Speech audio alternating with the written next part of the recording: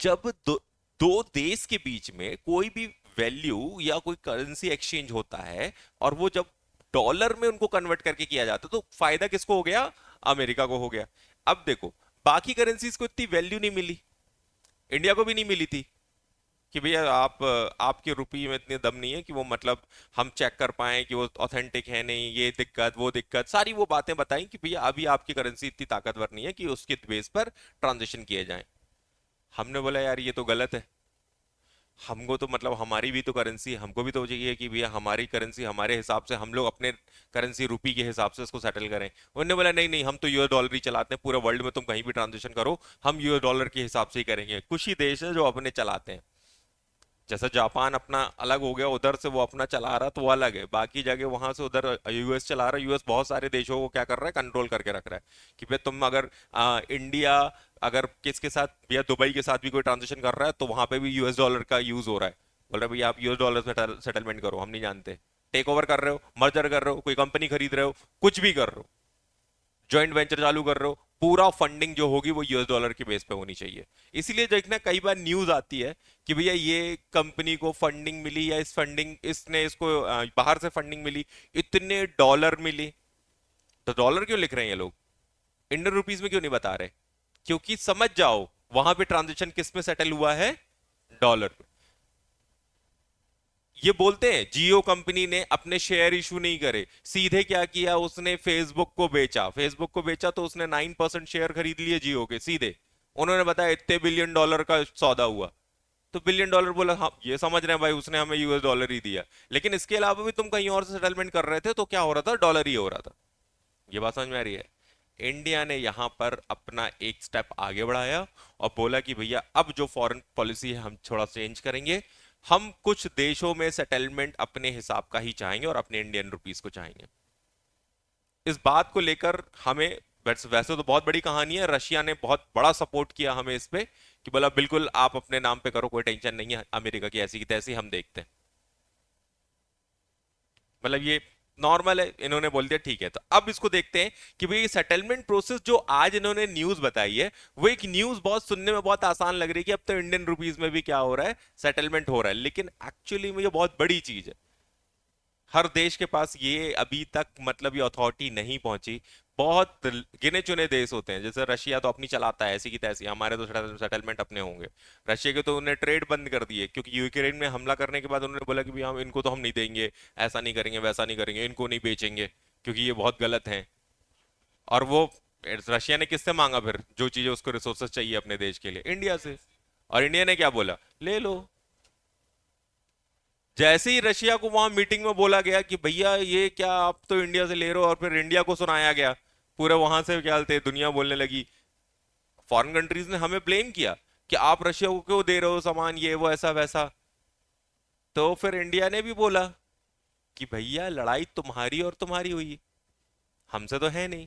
हमें तो जब हमारे पर दुख आया तो रशिया ने संभाला, तो रशिया पे दुख आएगा तो हम संभालेंगे। बात खत्म। हमारा ट्रेड बिजनेस रशिया के साथ इतना बड़ा है कि हम काहे के लिए उससे बैर लेंगे। बात समझ में आ रही है क्या? और वो भी हमें सपोर्ट करता है, बात खत्म हो गई। हम भाई हैं, खत्म हो गई बात। तो यहां पर हमने क्या कर दिया, हमने बता दिया कि भैया तो अब ना होगी, अब यहां से अंडरलाइन करेंगे तो अब समझ में आएगा। तो गवर्नमेंट ने परमिट कर दिया रुपी सेटलमेंट, एक्सपोर्ट जो भी आपके एक्सपोर्ट कर रहे थे अब वहां पर आपको जो यूएस डॉलर में कन्वर्ट करके या समथिंग समथिंग अलग देशों का देना पड़ रहा था सेटलमेंट करना, वो बंद हो गया। इंडियन गवर्नमेंट ने यहाँ पर आपने जो इनके जो चार्जेस है फॉरेन ट्रेड में, इन्होंने चेंजेस लाए और बता दिया कि हम क्या करेंगे, अब रुपी को अलाउ करेंगे इंटरनेशनल ट्रेड में। ये नवंबर 9 2022 की न्यूज है, इसलिए मैंने आप लोग को बोला था कि है पुरानी, लेकिन हाँ इससे रिलेटेड चीजें पूछी जा सकती हैं। तो आप लोग ये याद रखिएगा, अब सेटलमेंट ऐसा नहीं है कि सिर्फ कुछ ही ऐसी कंट्रियां उस पे वो करेंगी, लीड करेंगी, ऐसा नहीं होगा। ठीक है, आगे बढ़ते हैं।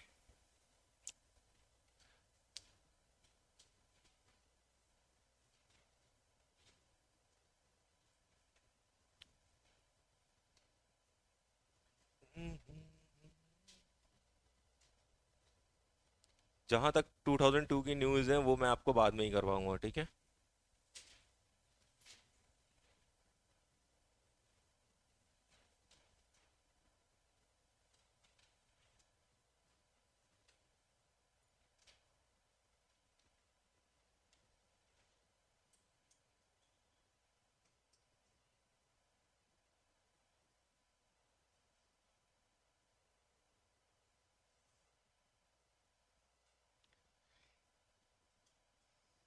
इंपोर्ट जो हम डिफेंस सेक्टर की बात करें तो हम बहुत सारी चीजें इंपोर्ट कर रहे होते हैं। डिफेंस सेक्टर हमारा एक वन ऑफ देम कि भैया हम बहुत सारी चीजें बाहर से ही खरीद के लेके आ रहे हैं, तो प्लीज इसको अंडरलाइन करके रखेंगे। जो डिफेंस इक्विपमेंट है, यहाँ पर हमने जो फॉरेन वेंडर्स हैं उनसे हम ऑर्डर करते हैं, लेकर आते हैं। आप लोगों को पता होगा कि इंडिया का डिफेंस कौन से लेवल पे आता है। आर्मी बेस और लोगों के लिए अलग गिना जाता है कि सबसे बड़ी आर्मी किसकी है। अच्छा, सेकंड, थर्ड, तुमने इंडिया कहीं है ही नहीं। अच्छा, इक्विपमेंट की बात करते हैं। अच्छा, सबसे ज्यादा मतलब गन्स किसके पास होंगी? टैंक सबसे ज्यादा किसके पास होंगे? अच्छा, इसी से ना किसी देश की ताकत देखी जाती है ना, मतलब डिफेंस सिस्टम में उन लोग यही देखते हैं, टैंक कितने हैं, गन्स कितनी हैं, और एयरफोर्स में उनके पास प्लेन्स कितने हैं उतने। हाँ, ये सब बातें होती हैं। ठीक है, और कुछ? हम्म,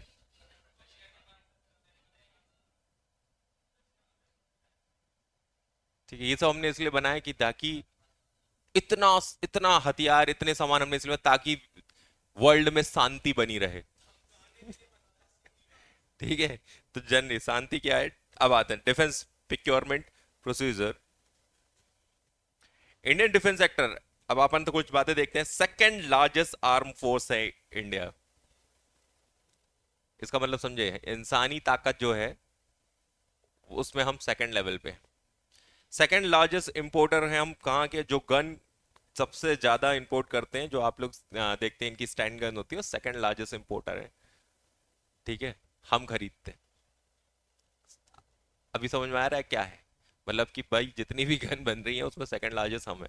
सबसे मतलब कि फर्स्ट लेवल पे जो भी यूएस या चाइना जाता है कभी, लेकिन ये खरीदने वाले लोग हैं, मतलब बनाते नहीं है, खरीद लेते हैं। हाँ, भैया लाओ तो। अगर यहाँ पे बात करें आईएनआर, मतलब आप समझ गए होंगे शायद, इंडियन रुपीस की अगर बात कर रहे हैं इसमें, तो ये बोल रहे हैं 4,71,378 करोड़ डिफेंस बजट हमारा 2020 से 2022 का दिया गया है टैंक को। समझ गए, हम डिफेंस में इतना खर्चा करते हैं, और जरूरी भी है। 9.37% of increasing in defence budget, ये नए बजट का है कि नए बजट में 9.3% इन्होंने एयरक्राफ्ट पे भी खर्च करने का ऐलान किया। ये बजट के बारे में बता रहे हैं, हम अपने बजट को लेकर सीरियस रहते हैं। हमारा बजट आता, आपने सुना होगा, वो पेटी लेके आते हैं, फिर उसके बाद वहां रखते हैं, फिर बोलना चालू करते हैं, हमने इतना फंडिंग इसको दिया, इतना फंडिंग, ये लोग लिख देते हैं कि इतना फंड हम इसको दे रहे हैं। अब ये खर्चा वो डिपार्टमेंट करेगी, है ना। तो इन्होंने बता दिया भैया ये हम रेलवे को दे रहे हैं इतना फंड, हम इतना फंड क्या कर रहे हैं, डिफेंस को दे रहे हैं, अब ये लोग इतना खर्चा करेंगे। तो अब ये लोग इतना खर्चा बता रहे हैं कि हम ये करने वाले हैं। कैसा बजट? हाँ, हम खर्चा करते हैं, बाकी देश भी मतलब जितना हो सकता है कर लेते हैं, लेकिन हम्म, जरूरी जरूरी है, लेकिन कुछ देश इन सबसे दूर है, उनको नहीं पड़ी, लड़ाई झगड़ा नहीं करना उनको। हम्म, चलिए, इसके बाद बाकी सारी चीजें तो अपन ने ये बजट में आगे जाके पढ़ेंगे ही। ठीक है, तो अपन कुल मिला के बजट आपके लिए बहुत इंपॉर्टेंट होगा। एक सीएस वाला बच्चा, बजट उसके लिए इसलिए इंपॉर्टेंट है क्योंकि आप उससे ना अपने कुछ डिसीजन ले रहे होते हो। या तो आप किसी कंपनी में काम कर रहे होगे, या तो अपनी फॉर्म चलाओगे। लेकिन बजट आपके लिए इंपॉर्टेंट है क्योंकि आप वो सुनोगे तो आपको पता चलेगा कि भैया क्या क्या चीजें होने वाली हैं, क्या चेंजेस होने वाले। उसकी दम पर आपकी डिसीजन मेकिंग स्ट्रांग होती है। हर्षद मेहता का नाम सुना है ना? वो कभी बजट नहीं छोड़ता था। उसकी कुछ पिक्चर्स हैं, कुछ फोटोज हैं, जिसमें दिखाते हैं जब वो बजट आता तो टीवी के सामने बैठ के ना पेन कॉपी लेके बैठ जाता था कि भैया उसको समझना है क्या है। उसकी रियल पिक्चर आई थी मार्केट में, जब भी आती है वैसे ऐसे कोई पिक्चर विक्चर तो मैं रखता तो हूँ। अब देखता हूँ कि है कि नहीं। तो मतलब बजट आपके लिए तो इंपॉर्टेंट है, इसीलिए इंपॉर्टेंट है क्योंकि भैया बजट ही आपको सारा खेल बता देती है कि इंडिया आने वाले समय पे क्या क्या करने वाला है, क्या होगा। तो उसका बजट से सब कुछ लेना देना है, क्योंकि भैया आप कॉर्पोरेट लेवल पे क्या होगा, कंपनीज क्या करने वाली हैं, नए रूल्स, नई पॉलिसी किस चीज को हिट करने वाली है। हम्म, देश का बजट जब भी आएगा तो आप भी बैठ जाइएगा कि भैया हो क्या रहा है, सुन तो लें, समझ तो लें।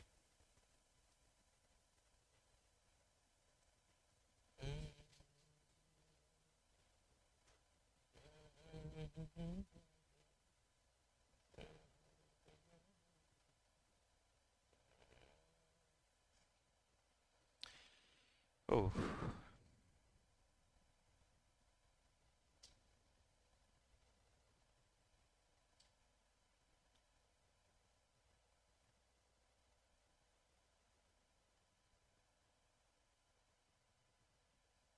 ये वाली हर्षद मेहता तो देखा होगा। तो ये ओरिजिनल नहीं है, ठीक है, ये तो सीरीज है। ठीक है, ओरिजिनल वाला ये है जिसने पूरे स्टॉक मार्केट की लगा दी थी। इसकी पूरी कहानी बताऊंगा। इतना बड़ा आदमी था कि मतलब जितनी बड़ी गाड़ियां थी उस समय ना किसी नेता ना कोई फिल्म स्टार उनके पास नहीं थी, इसके पास थी। ऐसे ऐसे बंगले जो मतलब इसने खरीद रखे थे। मार्केट पे कंट्रोल ऐसा कि जब बोल दे कि भैया जिस शेयर्स पर, अगर वो बोल दे कि ये शेयर है जो मार्केट में ऊपर जाने वाला है, तो वो जाएगा ही। मतलब ऐसा कैसे हो सकता था? क्या था इसके पास? इसने जो किया वो पूरा एक ऐसा सिनेरियो था जिसमें मतलब हमारा ही कानून उसे समझ नहीं पाया जो वो ये कांड कर रहा था। तो हाँ, मिल गई। कितने लोग इसकी कहानी जानते हैं?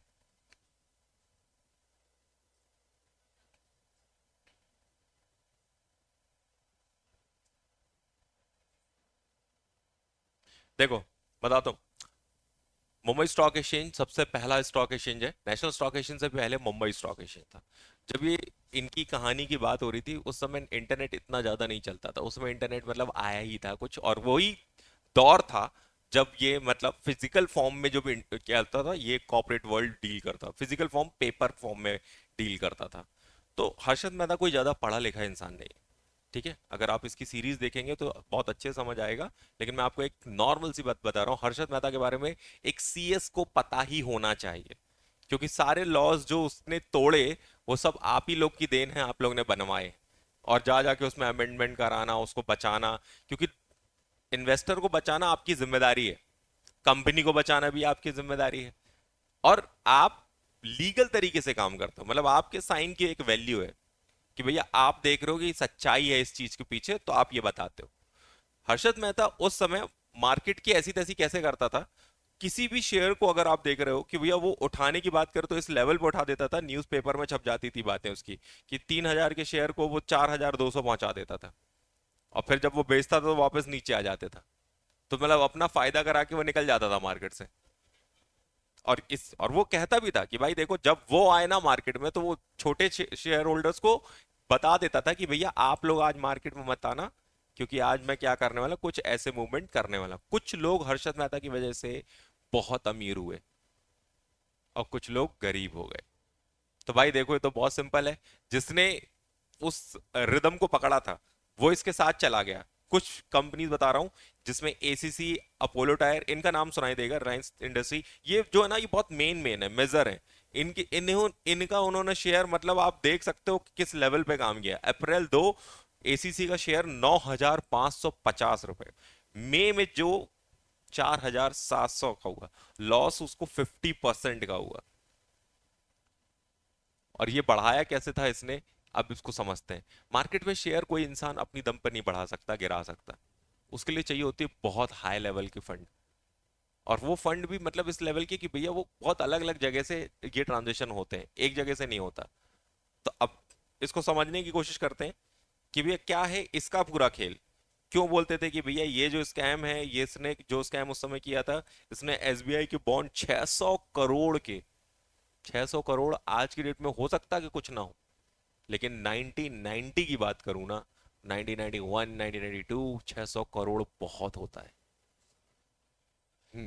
मतलब आज तो फिर भी मैं मानूंगा कि ठीक है, बहुत सारे लोग बिजनेस कर रहे हैं, कर लेंगे, यहाँ तक पहुंच जाएंगे। लेकिन ये 600 करोड़ आज की डेट में तो 6 लाख करोड़ है। समझ रहे हो? इतना पैसा इसने क्या किया? बॉन्ड्स क्या होते हैं और ये सब चीजें कैसे काम करती हैं, इनको चाहिए थी फंड, कि फंड चाहिए था तो क्या, ये बेसिकली एक एक नॉर्मल वो थे, मतलब जैसे ब्रोकर एजेंसीज होती है ना, तो ब्रोकर एजेंसी से कि भैया आप हमें अपना पैसा दीजिए, मैं आपकी क्या करूंगा, इन्वेस्टमेंट कर दूंगा, और फिर उसके बाद जब इसे मार्केट बढ़ जाएगा तो आप उसमें से निकाल लीजिए, कोई दिक्कत नहीं है, ऐसा चलता रहेगा। जिन्होंने पहले मेरी क्लास अटेंड करी उनको ये बताया था मैंने कि डिमांड के बेस पर शेयर की वैल्यू बढ़ जाती है, डिमांड गिरती मतलब आप सेल करते जाओगे तो वैल्यू गिर जाएगी, तो जिस शेयर को खरीदने की इच्छा सब लोग जताएंगे तो शेयर बढ़ेगी, कीमत बढ़ेगी, और जिसको बेचने की इच्छा ज्यादातर लोग दिखाएंगे तो उसके प्राइस गिर जाएंगे। चलिए, दो तरीके होते हैं बैंक से लोन लेने का। आप क्या करते हो, बैंक से पैसा लेते हो तो बोलते हो भैया लाइए आप मुझे लोन दीजिए। अब सोचिए अगर आप एक लेवल तक पहुंच जाते हो तब गवर्नमेंट क्या करती है, गवर्नमेंट बोलती है भैया आप हमें लोन दे रहे हैं या हम आपसे लोन ले रहे हैं, ये लेवल पहुंच जाता है तो कोई ना कोई कुछ ना कुछ तो देगा। या मैंने पास जैसे गोल्ड रखा है, इस बच्चे के पास, ये लड़का दिखा रहा है कि भाई मेरे पास गोल्ड है, ये गोल्ड ले लो और क्या करो मुझे पैसे दे दो, तो बैंक क्या बोलेगा, बिल्कुल ये लो आप गोल्ड लाके मेरे को दो और मैं तुमको क्या दे रहा हूँ, पैसे दे रहा हूँ। तुम पैसे लोगे जाकर क्या करोगे, जो भी करना चाहते हो, तुमने उसका यूज किया, अगर तुम स्टॉक मार्केट में जा रहे हो तो मतलब बहुत रिस्की है भाई, तुम वो भूल जाओ फिर तुम्हारे लिए, क्योंकि तुम बचे हुए पैसे पे नहीं खेल रहे हो, तुम क्या कर रहे हो, दाव पे लगा रहे हो चीजें। ठीक है, अब समझते हैं होता क्या है। बैंक होते हैं, बैंकों को भी अपना पैसा चाहिए होता है। ठीक है, अब बैंक को अपना पैसा चाहिए तो ये क्या बोल रहे होते हैं, बैंक बोलता है कि भैया हमको भी तो उधारी चाहिए, हमको भी कभी कभी पैसे चाहिए। तो समझते हैं, जैसे आपको यहां पर दिख रहा है कि भैया अभी जैसे ABCD ऐसे बैंक है, सपोज करो कि अगर ए है, अब ए बोल रहा है कि भाई मान लो कि हमको पैसे चाहिए, किससे चाहिए, भाई बैंक बी से चाहिए। कभी कभी बैंक की ऐसी स्थिति हो जाती है कि बैंक दूसरे बैंक से क्या करता है, उधारी मांगता है। ठीक है, अब समझते हैं, लेकिन जब उधारी मांगता है तो अगला बैंक उसको देगा नहीं देगा ये भी डिपेंड करता है। यहां पर दिख रहा है तुम्हें कि ये मान लो कि अगर बी सी से जा रहा, बी एक बैंक है, जो सी बैंक के पास जाता है, बोलता भाई मेरे को कुछ उधारी चाहिए, तो सी क्या बोलता था कि भैया मेरे को इंटरेस्ट चाहिए। अगर वो इंटरेस्ट देगा तो वो क्या करेगा, उधारी दे देगा। ठीक है, अब बैंक ने, भैया बैंक बैंक एक बिट्टू है, बिट्टू ने किससे मांगा, चिंटू से। ठीक है, बिट्टू ने चिंटू से पैसे मांगे, चिंटू ने बोला कि भाई तू मेरे को ज्यादा चुकाएगा तो मैं तेरे को तैयार हूं, तू ले ले 500 करोड़, लेकिन मुझे चाहिए तेरे से 600 करोड़। बोल देगा तो बोल हाँ। ठीक है, फिगर वैसे बता रहा हूं ताकि तुम्हें याद रहे। लेकिन क्या हुआ, उस समय इंटरनेट नहीं था, चीजें इतनी क्लियर नहीं थी, एक बैंक दूसरे बैंक पे भरोसा नहीं करता था, और हर्षद मेहता ने अपनी एक बहुत बड़ी फर्म बना रखी थी, जो ऑलरेडी क्या हो चुका था, एक लेवल तक बड़े बड़े लोगों का पैसा लगा रहा था, उसमें बड़े बड़े नेता भी इन्वॉल्व थे, फिल्म स्टार भी इन्वॉल्व थे, जिनका पैसा बोल क्या कर रहा था, मार्केट में लगा के पैसे कमा कर दे रहा था। अभी तक सब कुछ लीगल चल रहा था, हर्षद मेहता ऑलरेडी एक बहुत बड़ा इन्वेस्टर बन चुका था, उसमें कोई बड़ी बात नहीं थी। लेकिन लालच,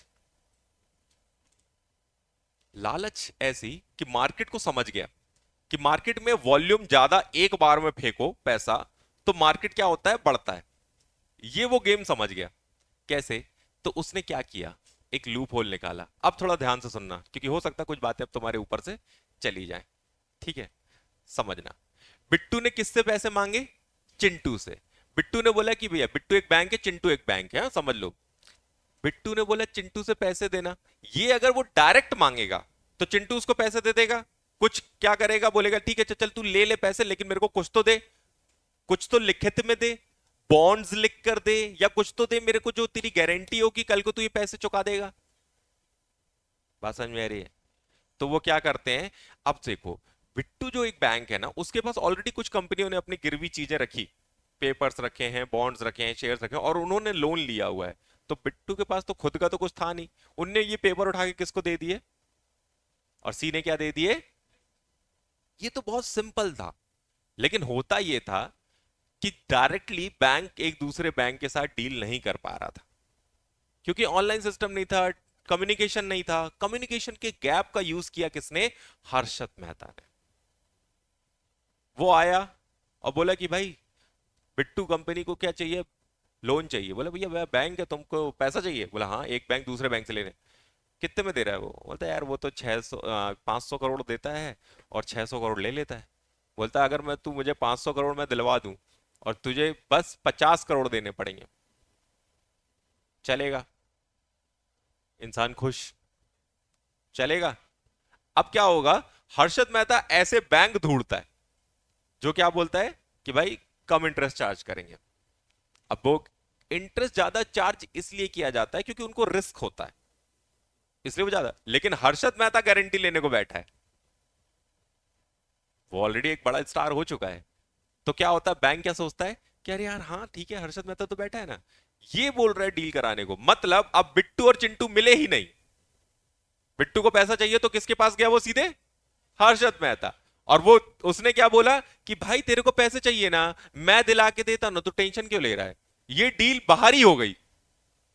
मतलब बैंक दूसरे बैंक के पास लोन के लिए जा ही नहीं रहा और एक दूसरे पे भरोसा नहीं कर रहा है। किसका किसका सहारा ले रहा है। और हर्षद मेहता क्या बोल रहा है कि देखो भाई, लाओ मैं तुम्हें फंडिंग कराऊंगा, कितनी चाहिए बताओ। अब मेरी बात बहुत ध्यान से सुनना, ठीक है। बैंक से बैंक का कम्युनिकेशन खत्म हो चुका है। मतलब बिट्टू और चिंटू चिंटू जो डायरेक्ट कनेक्शन बनाकर काम कर सकते थे, वो खत्म हो चुका है। बीच में कौन आ चुका है, ये मीडिएटर। अब देखो, तुम इसको ब्रोकर बोलो या कोई ऐसा बंदा बोलो जो ये डील करवा रहा है, बहुत नॉर्मल है।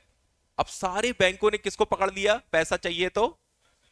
और हर्षद मेहता ने क्या किया, सारे उन बैंकों को पकड़ लिया जो लोन देना चाहते हैं, क्योंकि डर नहीं है, क्योंकि हर्षद मेहता बैठा है। भाई अगर किसी ने थोड़ा सा भी ऊपर नीचे किया तो हर्षद मेहता बोलता है तुम टेंशन मत, मैं उसका पैसा निकलवा के दूंगा तुम्हें, और वो निकलवा के दिलवा भी देगा। यहां तक कहानी बिल्कुल ठीक। बताओ लॉ के हिसाब से उसने कुछ गलत किया क्या, कुछ गलत नहीं किया। प्रॉपर वो जाता था बैंक के पास, ये तेरे को पैसा चाहिए, ला तू अपने कोलेटरल जितने भी है मेरे को दे दे, तूने अपने पूरे पेपर्स बॉन्ड्स वॉन्ड्स ये दिए, और वो ले जाकर क्या करता था, दूसरे बैंक को दे देता, उससे जाकर क्या करता था, पैसे लेके आ जाता था, और पैसे लाकर इसको क्या करता था, दे देता था। अब जैसे ही उसका समय हो जाता था, ये इसको लाता था, इंटरेस्ट देता था, यहां से लाकर इसको दे देता था। कोई दिक्कत, कोई दिक्कत नहीं हुई। चलो तो फिर मार्केट में भैया दिक्कत क्या हुई, दिक्कत हुई, बहुत ध्यान से सुनना। तुम सीरीज भी देखोगे ना तुम्हें समझ नहीं आएगा, क्योंकि अब जो तुम्हें बातें समझा रहा हूं वो सुनना है। दिक्कत ये हुई कि जब हर्षद मेहता ये पूरा गेम समझ गया कि इसको कैसे इन लोगों के साथ खेलना है, तो वो होता ये था कि अब इसने बोला मेरे से एक बैंक ने कि भाई मुझे 500 करोड़ दे दे। बोला 500 करोड़ दिलवा दूंगा, टेंशन मत ले, सारे कोलेट्रल दे दे मुझे। अब ये बोल रहा है ठीक है, दे दिया, विश्वास हो चुका है ना भाई, सारे कोलेट्रल लेकर इसको दे दिया, इसने सारे पेपर लिए। और ये गाय हर्षद मेहता आया दूसरे बैंक के पास, ये ले सारे पेपर, पैसा दे, 500 करोड़ चाहिए। इनने 500 करोड़ दे दिए, दे दिए, इनने 500 करोड़ ले लिए।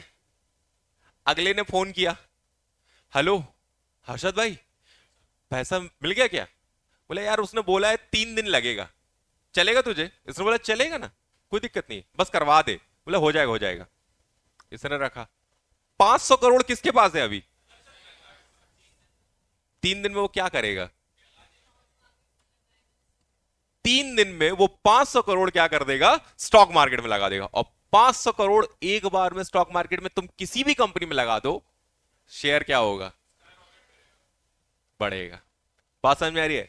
और वो ये क्या करता था, ये पैसा उसके बाद 3 दिन के लिए है, तो मार्केट में सबको खबर कर देता था कि भाई एसीसी के शेयर खरीद लो, जितने उसके पहचान के लोग हैं सब हैं उनको फोन लगा देता था, एसीसी के शेयर खरीद लो। वो बोलते क्यों, बोलते आज अगर तुम उसको जितने में भी है खरीद लो तो वो बढ़कर जा, वो बढ़ेगा। वो कैसे बढ़ेगा, जितना बढ़ेगा उसके बाद अपन क्या करने वाले हैं वो बाद में बताऊंगा। सारे पहचान वाले लोग सब लोग क्या करते, खरीद लेते। उसके बाद वो क्या करता, वो 300 करोड़ क्या करेगा, स्टॉक मार्केट में लगा देगा, ठीक है। और जैसे ही लगाएगा, जिस कंपनी को लगाएगा वो कंपनी क्या होगी, तेजी से भागेगी, क्योंकि मार्केट को क्या दिख रहा है कि अरे खरीद रहे हैं। और जैसे ही वो भागेगी तो इंडिया की जनता क्या सोचेगी, खरीदो। वो भी क्या करेंगे, अपना पैसा क्या करेंगे, उसमें झोंक देंगे कि अरे भाई खरीदो खरीदो खरीदो, हर्षद मेहता ने बोला था बढ़ेगा बढ़ेगा। तो गाड़ी वाले टेम्पो वाले इन लोग ने भी अपना पैसा जोड़ के स्टॉक मार्केट में, मुंबई स्टॉक एक्सचेंज ऐसा है कि वहां छोटे से छोटा व्यक्ति भी पैसा लगाता है, सबने अपना पैसा लगा दिया। अब भाई साहब वो बढ़ गया, और बढ़ने के बाद उसने साफ बताया भी कि इसको बेच देना, जैसे ये एक अच्छा रिटर्न दे दे बेच देना, रखना मत। क्यों, क्योंकि उसको भी बेचना है ना, वो अपने 500 करोड़ कहां से देगा, वो 3 दिन बाद उसको देना है ना।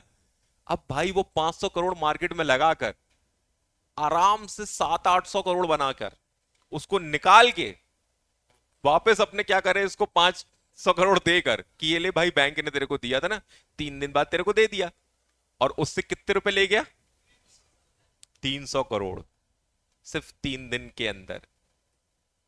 समझ रहे हो? सिर्फ 3 दिन के अंदर 300 करोड़। मुझे बताओ कि हर्षद मेहता, एक जो पढ़ा लिखा इंसान नहीं था, इस लेवल तक गया। ये इंडियन माइंड है बॉस। ये जब गणित समझते हैं ना किसी चीज की, तो कुछ ऐसे समझते हैं कि बस लगा देते हैं। स्टॉक मार्केट तक पागल हो गया कि कर क्या रहा है, क्योंकि ये किसी को पता ही नहीं था कर क्या रहा है।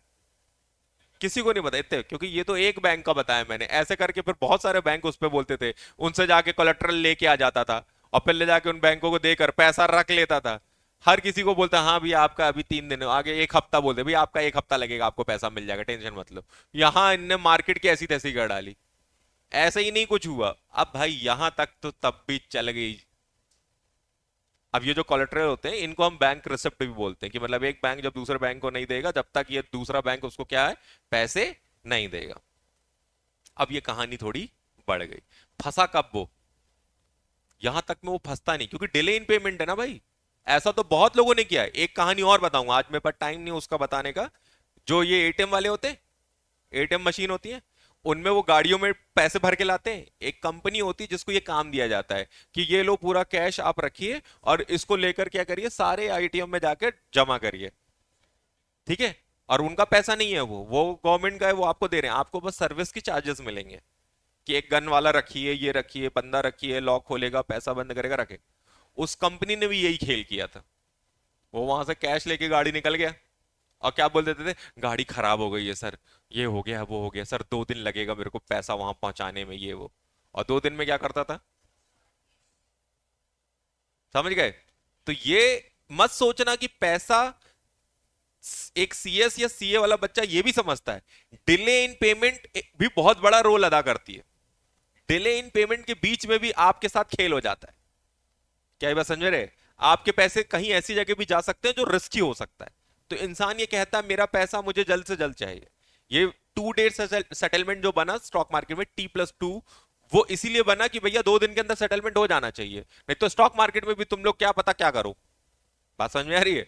अब इसको और छोटा कर दिया गया, T+1 कर दिया गया, 1 दिन के अंदर सेटलमेंट करो।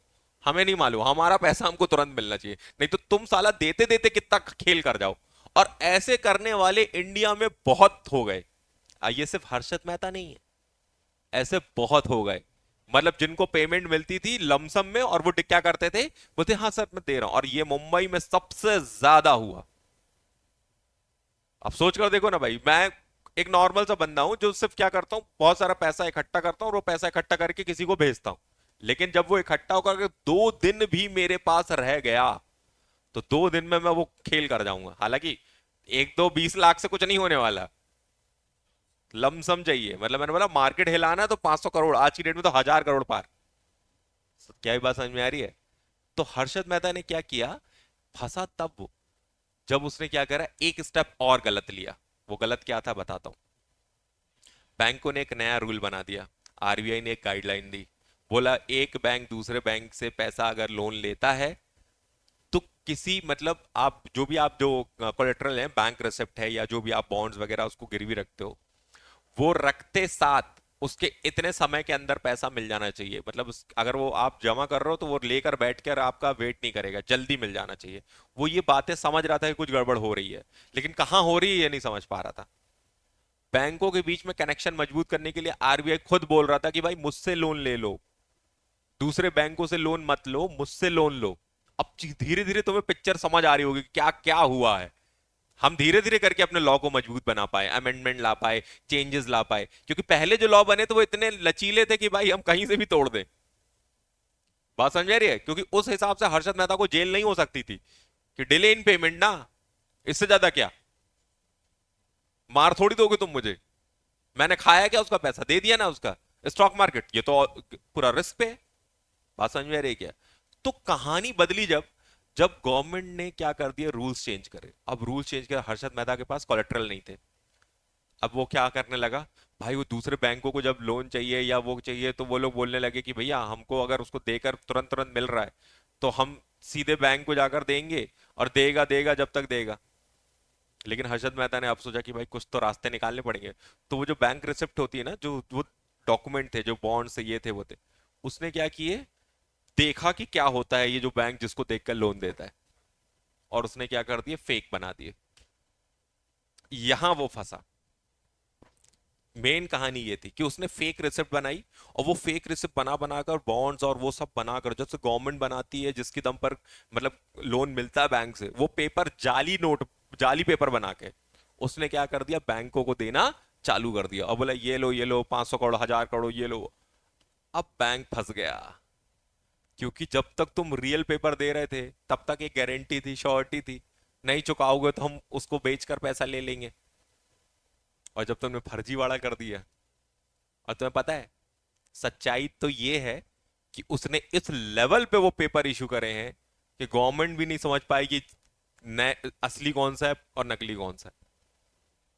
और उस चक्कर में पूरा कांड हो गया, आरबीआई और बैंकों ने अपना सर पकड़ लिया, बोला भैया बहुत बड़ी चीज हो गई है।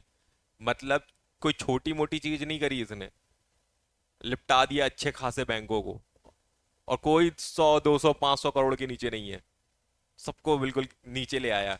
और उस समय की बात बता रहा हूं, जब कुछ नहीं पता था लोगों को, उसने फिर जब बैंकों को पता चला कि इसने जाली फेक रिसिप्ट दे दे के पैसा ले लिया है, उसके बाद कहानी दिक्कत में आ गई, क्योंकि वो करता यही था।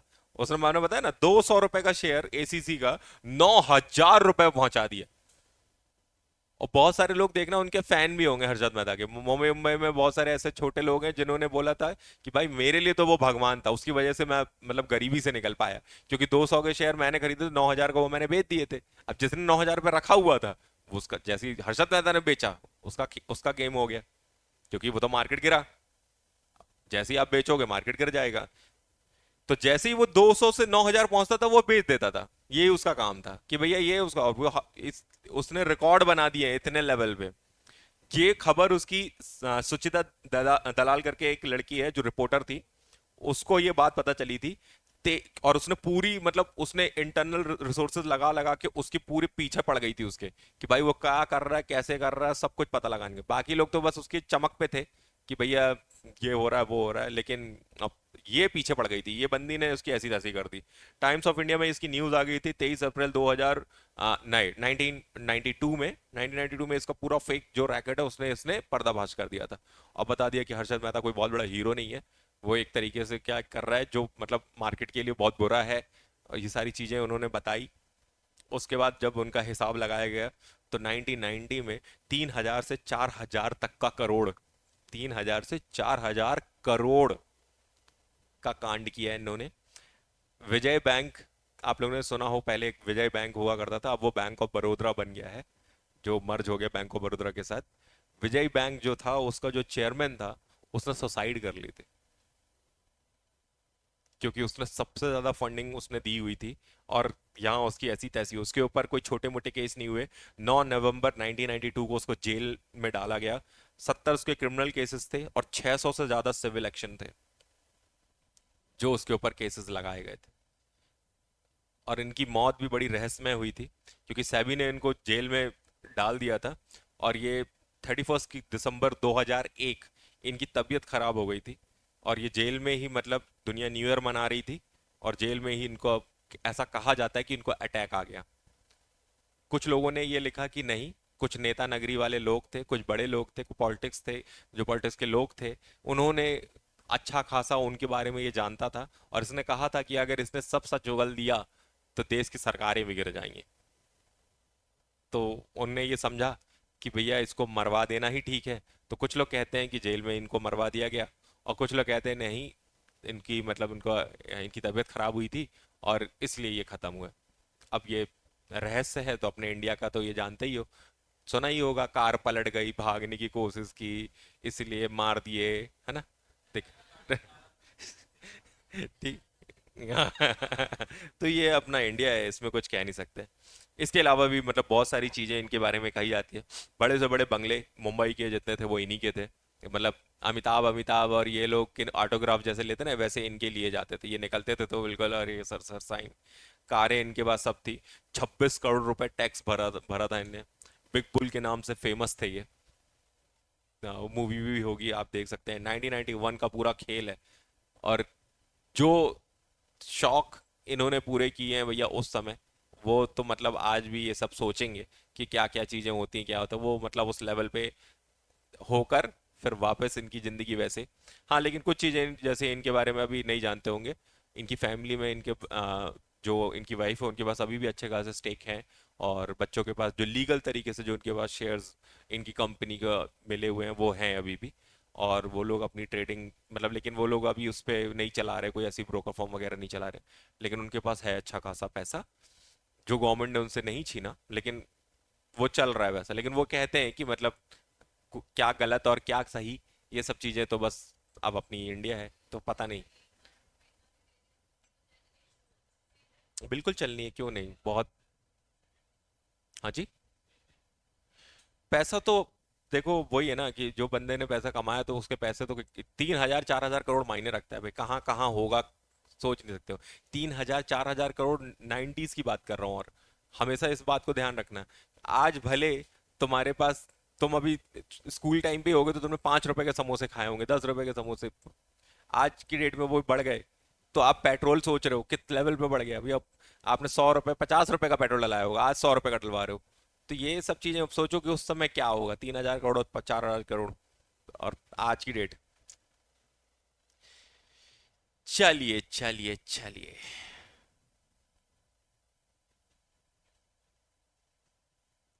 अदर रिसेंट बिजनेस डेवलपमेंट के बारे में कुछ और चीजें, चैट जीपीटी ने इंट्रोड्यूस किया है एआई राइटिंग, ये सब आपका 2023 में फरवरी का खेल है।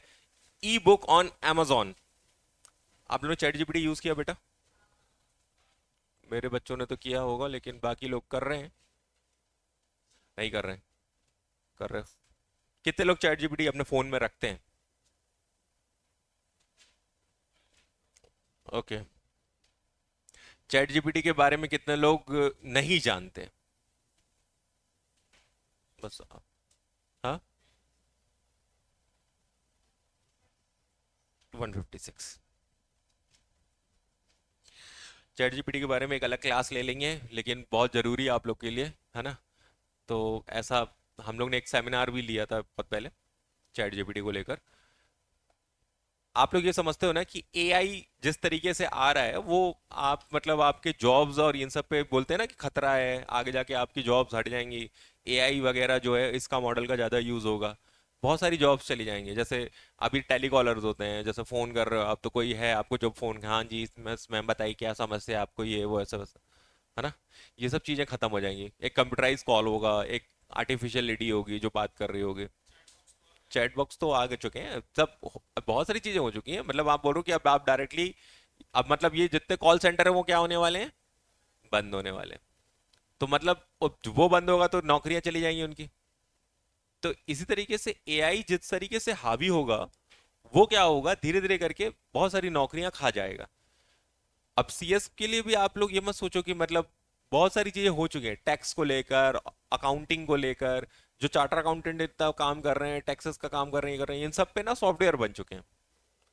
अब आप बस क्या करिए, एंट्री करते जाइए, वो आखिरी में आपको कैलकुलेट करके बता देता है कि आपका टैक्स इतना हुआ है इतना, और इसका अगर आपको इससे इसमें आपको कोई रिबेट चाहिए या छूट चाहिए तो वो आपको इसमें मिल जाएगी। वो सब बताने लगा है। मतलब इंसानों की जरूरत क्या है फिर?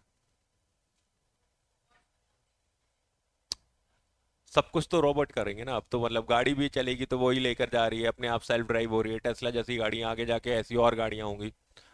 इंसान खत्म, ड्राइवर हट गया, उसकी नौकरी गई। बुक, क्वेश्चन पेपर या कुछ ऐसी चीजें जो हम लोग काम कर रहे होते हैं उसमें इतना काम कर रहे होते हैं, परेशान हो रहे होते हैं। कुछ नोट्स मटेरियल, हमारे बच्चे हैं जो सीएस प्रोफेशनल में, अब उनको इतनी मोटी मॉड्यूल मिली है, अब वो पढ़ते हैं, पढ़ते पढ़ते पढ़ते थक जाते हैं, बोलते भाई यार ये बहुत बड़ा है, नहीं पढ़ पा रहे, तो वो क्या करते हैं, उसका पीडीएफ बना लेते हैं। पीडीएफ बनाना नॉर्मल है, वो आप सिखा दूंगा। वो पीडीएफ बनाकर वो क्या कर लेंगे, या वर्ड में कन्वर्ट कर लेंगे, या उसको कन्वर्ट करके क्या करेंगे, चैट जीपीटी को दे देंगे और बोलेंगे इसको समराइज कर दो। वो समराइज कर देगा विद इन सेकेंड।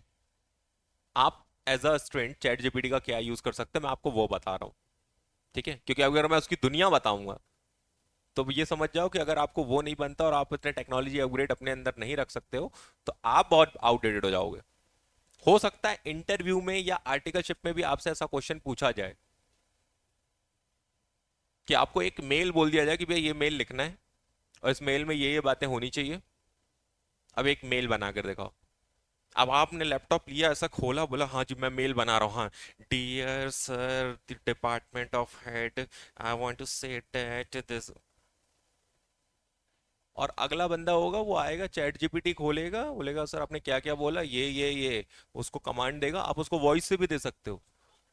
हाँ, प्रॉम्प्ट इंजीनियरिंग एक अलग ही बेस है वो पूरा, मतलब आपको सही चीज बोलनी है, वो बोलोगे आप बस ऑनलाइन, मतलब लिख लो या बोल लो जो भी है, जैसे गूगल वर्क करता है वैसे करता है बिल्कुल। हाँ, हिंदी में बोलना हिंदी बोला, इंग्लिश बोला वो हिंदी में बोल के इंग्लिश में बोल लो, ये हमें एक मेल करना है, ऐसा ऐसा करना है, ये वो ऐसा था, और ये पूरा मेल आप इंग्लिश में बनाकर दो। वो जितनी बातें आपने बोली 2 सेकंड ऐसे आ गया, और बोलेगा ये रही है, ये आ गया मेल। इंटरव्यू लेने वाले बोलेगा "हाँ, ये बंदा है अपने काम का"। अब वो जो वहां लिख रहा है, किट, किट, किट, किट, जा भाई जा, घर पे लिख लेना बैठ के। बात समझ में आ रही है क्या? अपने आप को अपग्रेड करना ना बहुत जरूरी है। कुछ लोग सोचते हैं क्या ही फर्क पड़ना है भैया, छोड़ दो ना, चैट जीपीटी ये है वो है, कितने तो सॉफ्टवेयर आ रहे हैं, कैच भी कर रहे हैं, क्या करना है हमें। बेटा दुनिया ना बहुत तेजी से बदलती है, इंडिया ना बहुत पीछे है। अगर आप अभी सोचो चैट जीपीटी के बारे में, अगर आप जानते नहीं, उसके काम के बारे में जानते नहीं हो, तो सोचो कि आप कितने पीछे हो। क्योंकि यूएस ने तो 6 महीने पहले स्कूल के बच्चों को बैन किया कि स्कूल के बच्चे चैट जीपीटी यूज नहीं करेंगे। आप लोग अपने प्रोजेक्ट उससे बना के नहीं दोगे, आप लोग उससे अपने नोट्स नहीं बनाओगे, क्योंकि आप अपना दिमाग लगा ही नहीं रहे हो, हम तो बैन करेंगे। मतलब वो लोग वहां पहुंच चुके हैं, उन्हें रोकना पड़ रहा है बच्चों को, यहां बच्चों को बताना पड़ रहा है कि यूज करो। अंतर है ना।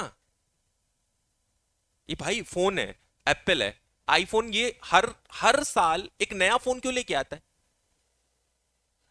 क्यों बोलता है 12 आ गया, अब 13 आ गया, अब 14 आ गया, 15 अबे क्यों? हाँ, और इसके अलावा कोई अच्छा आंसर? पैसा कमाना है? नहीं बेटा, बिल्कुल नहीं।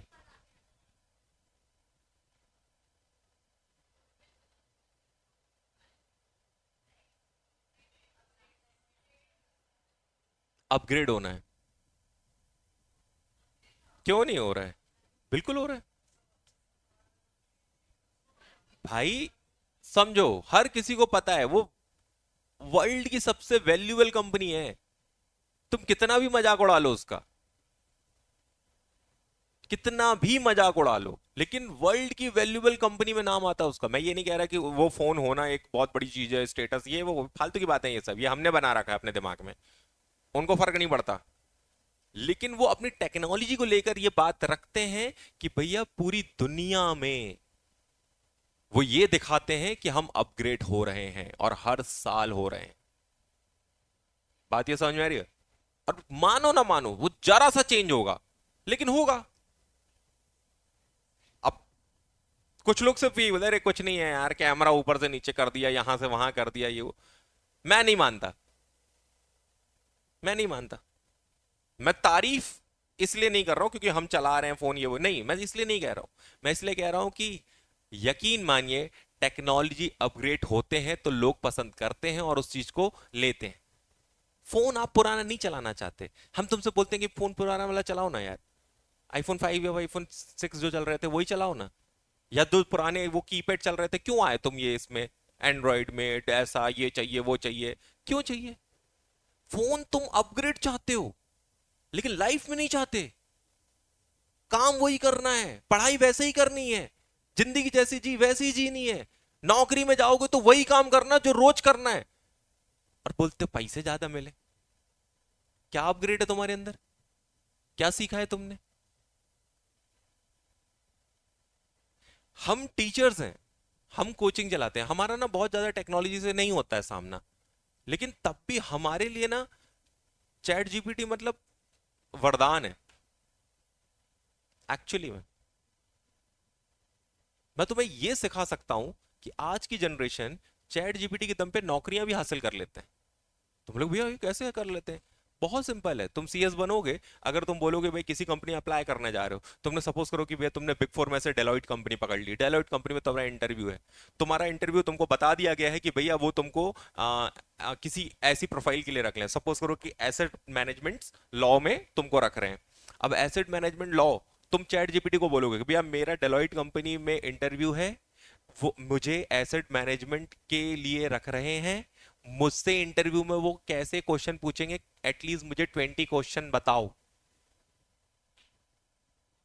तुम विश्वास नहीं मानोगे, वो 20 क्वेश्चन वो उठाकर पटकेगा जिसमें से 10 पक्का फंसेंगे। ये मैं श्योरिटी देता हूं। बस सही लिखना। अगर तुमने बस ये लिख देना हमारा डेलोइट कंपनी में इंटरव्यू है, बताओ 20 क्वेश्चन, शायद गलत बता देगा।